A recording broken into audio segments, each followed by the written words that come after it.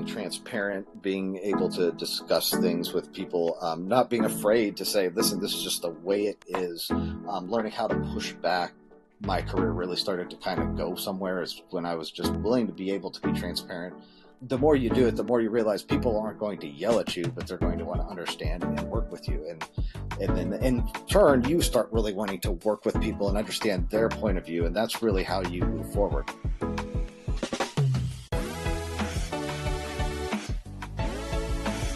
Welcome to the Forward Slash, where we lean into the future of IT. I'm Aaron Chesney with my co-host James Cartman. James, who are we talking to today? Today we're going to be speaking with Josh Marotti, one of our principal software engineers at Calibrity.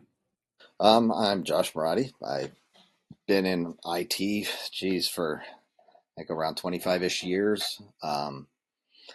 I've been a consultant a vast majority of my life. I've worked in various different roles I've tried project management to, I got into Agile real early, did enterprise architecture, was a director at one point. So I've kind of touched a little bit everywhere throughout my career.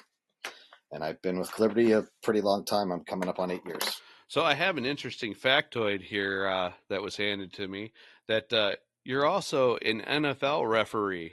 So do you like picking on guys that are bigger than you? I'm a college football referee, not an NFL referee. So okay. I know several NFL referees, including some guys that just did the Super Bowl. But no, I get picked on a lot more than I pick on any players. That's for damn sure. You learn you learn how to get thick skin really quick. And this is going to be my 12th year in college, and I'm almost 20 years since I've started doing referee altogether. So it's an interesting side job, and it's a lot of fun, and keeps me in somewhat shape, although that shape right now is pear, but I at least get to run around a bit. All right, Josh. So the way we're going to do this, you're going to get a series of questions. You get 100 points for each question. And for every question you miss, we'll set you back to 0. And if you have any points left at the end, you win the grand prize, which will be a year supply of respect and instant gratitude. And there's no way of saying thank you like instant gratitude. So without further ado, James, let's go into the lightning round. Josh, are you ready? Are you clear on the point values and what they mean? Yeah, I think if I answered all of them correctly, I'm not going to get the prize, but that's fine. I'm still good. So what got you into the field of software engineering? I think I'm going to speak with, at least in my generation, a good 90% of everybody got into this because we really liked video games and wanted to code video games. I mean, let's be honest. What was your first exposure to software development? How old were you, and how did that happen? I can't really give you an age. I was young, but it was a Commodore 64 that you plug into a TV, and so it was way back in the 80s. I'm giving away my age a little here. And that kind of got me doing like the 10 go to, or the 20 go to 10, print something in 10 and seeing it go on the screen. In high school, my junior year of high school, we had the math teachers teaching some basic, and I aced it into the point where there was like 4 of us that were really good at it. In my senior year, we got to do Pascal, and I got to learn how to use pointers and references. I wrote a fractal, and we had a 486 with a math code processor. So by the end of the day, you could actually see the fractal. It didn't have to be overnight that it had to run. So that really got me interested. And then I went into, school. I was a college computer engineering degree major. Fun fact is that right before my freshman year, we had this little course where you just learn how to use the Unix systems there and stuff like that. And while we were there, they're like, hey, there's this new thing, the World Wide Web. If you want to go to Yahoo, and because we were all learning how to use Gopher and Telnet and stuff like that. And it's like for one day, we learned how to do this thing that ended up blowing up while I was in college and learning about it all. So that was interesting. But yeah, we went immediately into C, and that was a weeder course. And the fact that I knew how pointers and references work, like, got me out by the skin of my teeth on my first year. So it was an interesting journey, and probably very different nowadays. We didn't have YouTube and stuff to help us teach these complex concepts like pointers and stuff, especially for a young high school kid. But yeah, that's kind of how I got into it and fell in love with it and all that. That's great. When you look back on your career, can you think of any sort of like, moment, a pivotal moment in your career that may have significantly influenced you and how you go about software engineering today? Yeah, I'm going to say not more than just software engineering, but the whole consultant mindset. I mean, I had a pretty big moment in my like mid 30s when I was having some issues at home and I had to go through divorce and all that kind of stuff. And I used to be really good in my 20s, and I'll readily admit this as being kind of a jerk. I learned how to, make throw a whole bunch of balls in the air, to lie to make sure things went smoothly, to people please and that sort of thing. And it all kind of came crashing down at that moment in my life. And I had to go through a lot of therapy, and I learned to be transparent. Now, I wouldn't recommend people doing it the way I did it, which was throw out the baby with the bathwater and be super transparent about everything and not caring and stuff like that. You still need to add caring and don't be a robot, but being transparent, being able to discuss things with people, not being afraid to say, listen, this is just the way it is, learning how to push back. It's so much easier when you're transparent, whenever you can say up front, hey, this is a problem we're already running into, and we're way early in the project. That's a lot easier for people to take and be able to move dates and stuff like that if necessary, than waiting till the last moment and say, oh, we didn't finish, we need another month. That kind of was a big transformation on my part, and that's whenever my career really started to kind of go somewhere, is when I was just willing to be able to be transparent, handle. I mean, the more you do it, the more you realize people aren't going to yell at you, but they're going to want to understand and work with you. And then in turn, you start really wanting to work with people and understand their point of view. And that's really how you move forward. It's like, whenever you're young, you're always like, I have this point, I wish people would listen. And it's like, you need to kind of reverse your thought process of, they have a point, I want to listen to theirs. And hopefully if I listen to theirs and acknowledge theirs, they'll be able to listen to my point, and maybe we can come to a solution. And I was way too late in my life, I feel, to kind of get this. I really wish I would have gotten it in my 20s. But yeah, that's the real big kind of shift in my life that kind of happened at some point in my career. Yeah, and I guess the problem with being overly transparent is people see right through Yeah, Wow. Well, that's well done. Well done. that's something. Good times. you. Good times. Good times. That's pretty good.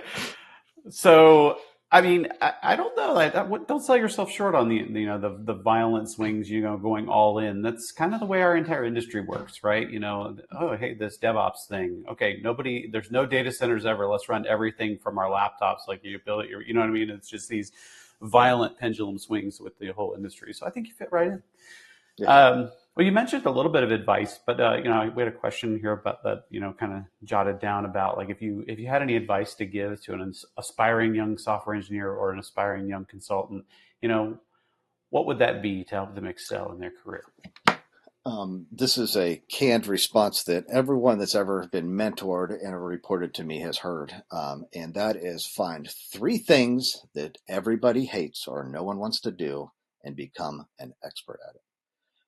I will give you my 3. It is testing, it is pipelines like DevOps pipelines, and it is observability, logging, alerting. If you ever go, I'll go in, I guess, normal order, which is like testing. If you go to any organization, as consultants, we never go to, rainbows and puppy dog environments where everything's working great. They need our help. So I guarantee you look at their tests and people are just going by the numbers and trying to hit a metric or something like that. And they don't truly do good testing. They don't understand good testing. They don't fall back. They don't want to do refactoring because their tests don't, they'll fail easily. They're brittle.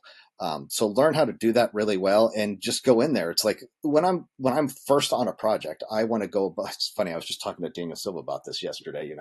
What's different about being a consultant and being a Liberty consultant versus, just an FTE there. And it's like my first day to kind of, you almost want to show your potential as easy as you can, but don't overdo it. Don't try too hard. But it's like, I could go into a client and go into their tests and make amazing tests out of it and improve whatever they're working on without having to really know the domain. I could go into their pipelines. My last client, I went to their pipelines. They were having a lot of stuff that wasn't automated. Automate all the things. That's what pipeline development's all about.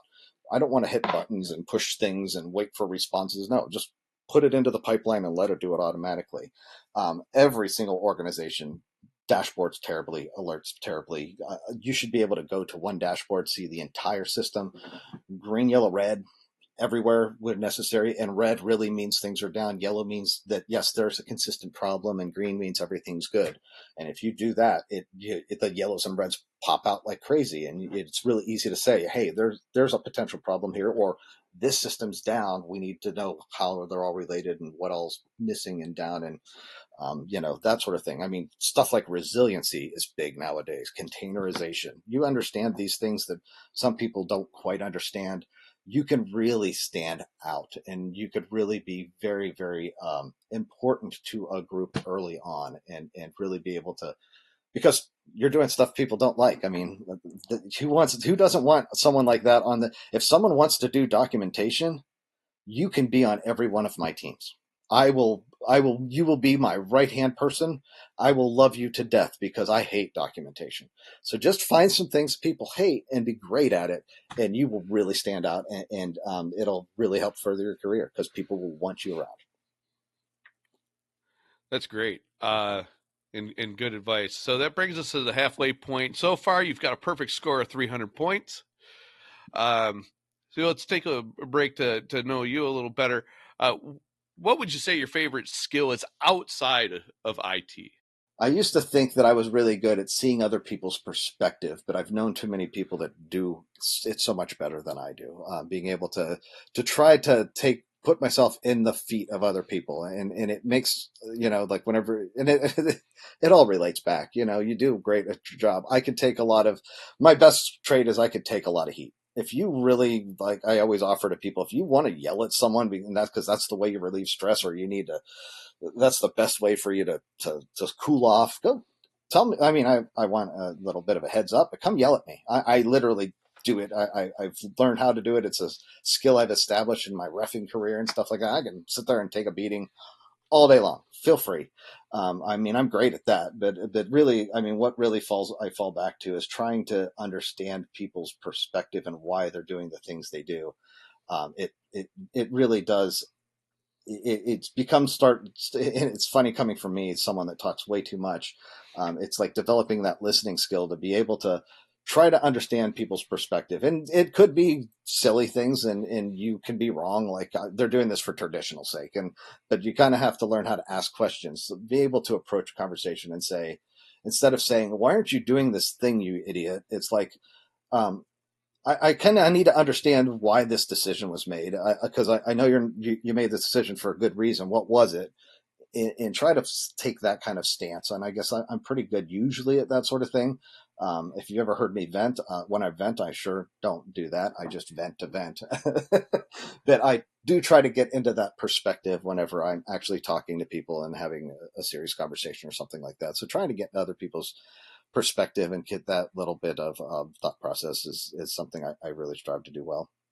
Well, and they do say that before you criticize a man, walk a mile in his shoes. That way, when you do criticize him, you're a mile away and he doesn't have any shoes. Yeah, that's good advice.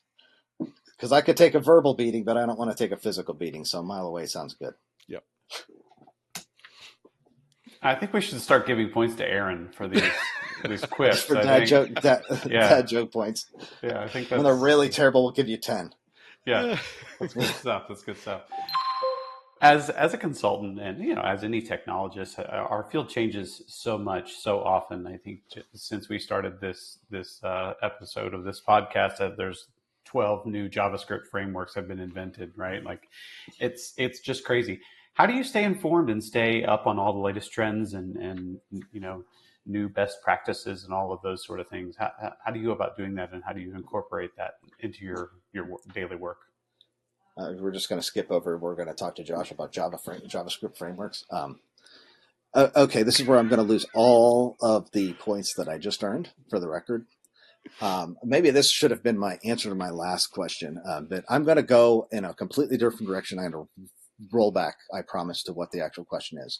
I always say there's two types of consultants. Ones that understand the whole system, so they take a lot of time up front to understand top to bottom and really understand how everything kind of works and interconnects. And there's people that's like, give me the problem spot, where it is in the code, what the problem is, I'll solve it, and eventually I'll learn the system as I kind of touch all the different points.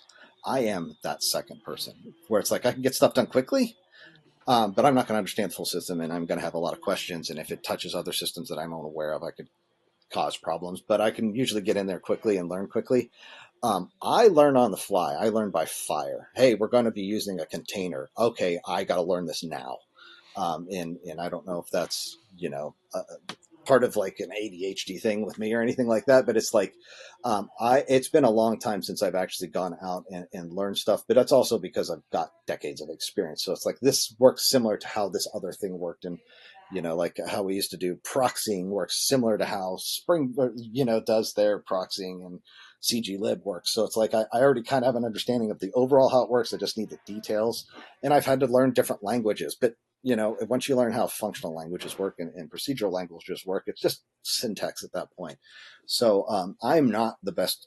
I used containerization earlier. I'm not the best containerization person. I have an understanding how it works. I know it from a very high level. If I need to get the details, I'm Googling and querying and learning on the fly. So not the best answer. We all need to be learning. If you're not learning, what is it, Liaikoka? If you're not moving forward, you're going backwards. But yeah, I tend to learn on the fly, and fortunately, I've been in projects where there's been a lot of new tech, so I'm learning tech up front. But yeah, I don't do a ton of reading. I've got multiple children and a family and a side job, so I don't have a lot of time, especially in like the fall and spring times. But so I don't do a lot of learning outside of work, but I do a lot of learning inside of work for sure. Nice. Yeah, I think everybody's career, the engagement ebbs and flows. You mentioned children, and that's a big part of our lives, of course. And those things just kind of come and go. I would imagine when you were younger and before you had a lot of these other situations going on in your life, you probably did do a lot more research, I'm guessing. I know that was the case for me. Yeah, I could. I don't have them out right now because they're all ref books, but yeah, I could have all of my old the C language book, and yeah, I learned from books because it was before the internet because we're all that old. But yeah, absolutely. I mean, there was a lot of reading. I remember Spring having good online documentation. It's the only time I could actually say, "Wow, this is good online documentation." That's changed quite a bit because now books are so old that whenever they publish, you're two versions behind. Can you discuss a time when you faced maybe a particularly challenging problem, at work with your project or some sort of a setback maybe, and how you overcame that?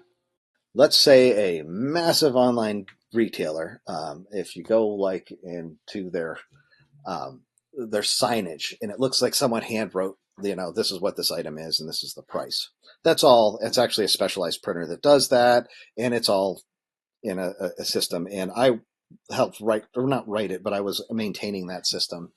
And back in the day, I just had various different Linux terminals up, and I would go into the database and do stuff. And I was testing before there was unit testing, and I was doing testing in a test environment, and often we just blow out the database, recreate it, and with more test data. And I did that, except the creation didn't work. The blow away script worked fine, but the creation didn't work. And I was wondering what the heck's going on. And I'm debugging, and then it hit me. I was in prod, and I blew away all the prod data. And this was I remember when it happened. I remember feeling that dread, like, oh my god, no. Looking, yes, it's prod, and going to my boss and saying, I think I just wiped out prod. And he went and verified, and I was at my desk sweating bullets, and he pat me on the back, and I was like, I don't think you can do much more damage today, Josh. We're gonna have to get back up, so you can go home early for the day. And I remember going home thinking, I think I just got fired.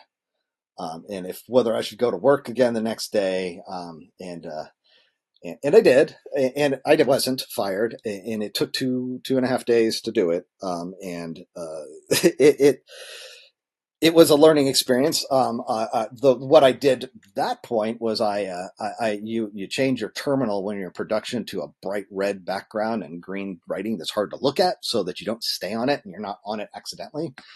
But it eventually led me to never ever. I have a big. If anyone ever talks about just going into prod and changing a database, like just logging into the database, I am way against that. I believe services especially should have like endpoints that are administrative, that have auditing, and you have to have a special permission or whatever to log into, that you can service your own account. You should never ever ever have a production database where you can just go in and do whatever you need to do, except for extreme last case scenarios. And if you do that, you're going to find yourself a lot more secure. Yeah, it was one of those days that stuck out in my mind, because it's the only time I actually thought I got fired for screwing up in my job. And also, whenever you get to more of a management kind of, or like someone's reporting you kind of scenario, whenever someone fouls up, um, I can think of a scenario on the other side where someone did almost the exact same thing in a big data project much later in my life, and he reported to me, and he accidentally blew away the database. And my response was, well, we're just going to have to recreate it. We've done this before, and it was a prod database, and it's like, let's get that all set up, and I'll buy dinner. We'll be here for a few extra hours. And I asked the kid that did it, why don't you, because he was sweating bullets and he was nervous, and it's like, hey, why don't you come help me? I'm going to get a whole bunch of pop and I need help bringing it up. Come to the elevator with me. And he came to the elevator and broke down crying, because he thought for sure I was just going to sit there and scream at him. And I was like, no, I actually wanted to go relive all of these experiences when I screwed up prod, including the one I just gave. And I was telling him all these stories, and it's like, it happens. It's going to happen in your career. I don't need you to fall over and feel so bad for yourself, and don't think are afraid to move forward, and you're going to be double checking yourself on everything. Just continue to work. We'll put stuff in, processes in place so it doesn't happen again, but I need you to pick yourself back up. It's like everyone's going to be kicking themselves so much in these scenarios. This is why I love the fact that we're advocates and cheerleaders for our people. It's like, when you're fall over, let us know, because we're going to help pick you back up, because that's what you need. You don't need someone else yelling at you. You're doing a good job of that all by yourself. We're going to help get you back on track, because that's what needs to happen. You've screwed up, and I hope everybody that listens to this screws up massively in their career, not because I'm trying to curse you, but because they're great learning experiences, and I guarantee you'll never do it again. And that's kind of how this line of work is. It's, you screw up, or you have this great architecture. This thing works great, except whenever you actually implement it and you find all the things that are wrong with it, because, now that it's implemented, it was a new idea, here are all the cons, because nothing is 100% great whenever you're finished.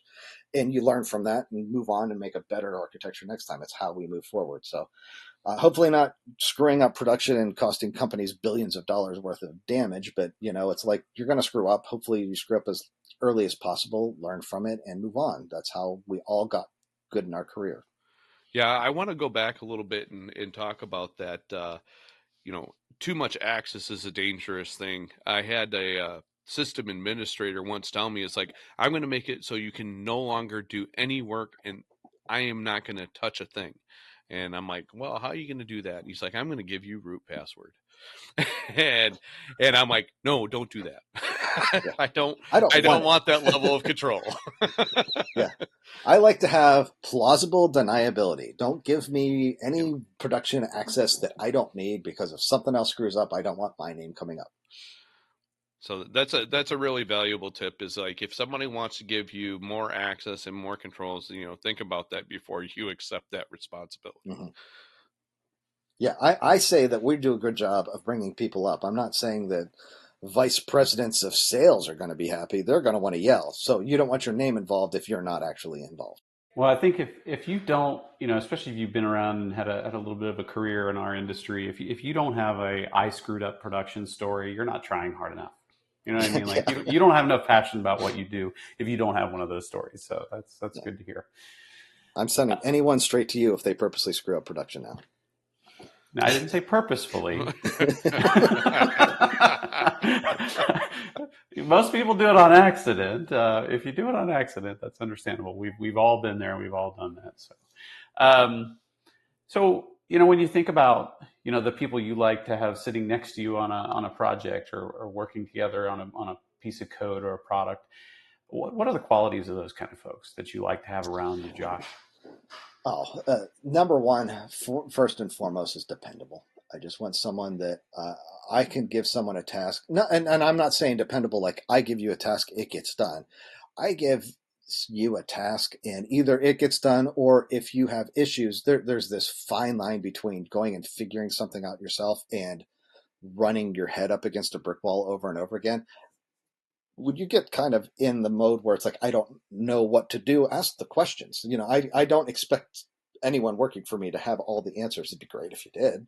I mean, but it's like, don't be afraid to ask and get feedback, as opposed to thinking that I expect everyone to be able to do everything all at once. Two is being able to work together and not, there's every team has different dynamics and different personalities, and just being able to work together and build trust, because if you have trust on a team, you can solve world hunger. I mean, trust is so vitally important. Being able to be open with one another, being able to be, to criticize, thoughtfully, and be able to take that criticism and introspect, being able to push back, being able to say no, all these things. If you can do it within your team, is just the ultimate you can get on a team. Personally, with just Josh Marotti and not a general sense, I always like someone that likes to do documentation, as I said before, because I hate it.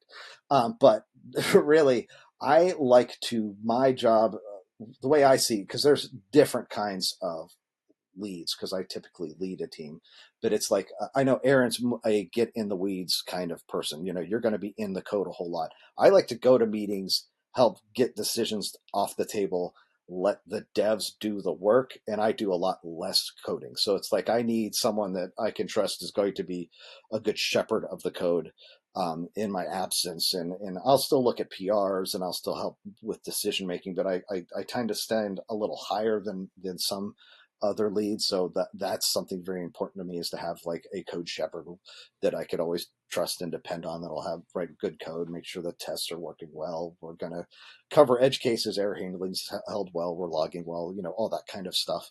But dependability and people willing to work together and build trust and work to, be transparent, introspective, that sort of thing. So you mentioned you like to go to meetings. What does your therapist think about that? I don't like to go to meetings, but I like to call this the white knight factor of Josh Marotti. But I like to go to meetings so no one else has to. It's like, I'm willing to make that. That's the sword I can fall on for the team. I will do all of that stuff so you all can code. And because I know if I know anybody that's developing, it's like, you like to sit and code. That's what we like to do.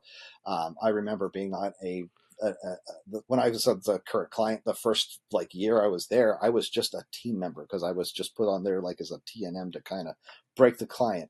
And it's like, after a year, it was like, man, I really do like to code. It was a lot of fun. And then I got more into the roles that I'm in now, which is more like architecture, meetings, and all that kind of stuff. But it's like, I'm willing to do that so everyone can do the work that they like to do, and try to get some of the stuff they don't like off their plate. But we do have a lightning round that these where we double the points and double the risk. So, Josh, I hope you're ready. Just a few quick questions. Coke or Pepsi? I don't drink much pop nowadays, but I used to be a pop guy, or a Pepsi guy, but I could really drink either. I don't have a preference. I know that's weird. That is weird. We will accept that answer. You won't get any points for it, but we'll accept it as that it is an answer. Okay. I said something. VI or Emacs? Right. I would say after college I was an Emacs guy, but being in the field long enough, I'm a VI guy now. Them. All right. I'd rather have an IDE. Kotlin or Scala? I know the answer to this. Oh, you know the answer to that. This isn't even worth asking. Kotlin is the best language in the entire world. Nice. Just there's no truth-y or falsy there either, by the way, folks. Yeah, they're just for the record, this is not being sponsored by Colin. Should be. Right. Should be. All right. So, how's he doing on points, Aaron? I think we're getting to the end of time here, so we probably need to So tally up his after the points. lightning round, he has redeemed himself with 200 points. So he's won our grand prize of a year supply of respect and the instant gratitude. All right, so that wraps up our show. Thank you for listening to the / our lean into the future of IT. I'd like to thank our producers, Dylan Quartz, Ryan Wilson, and Zach Welchel, as well as our editor, John Corey, and my co-host and lovely man that he is, James Carmen. I am Aaron Chesney, and thank you for listening. Stay tuned for future episodes of the /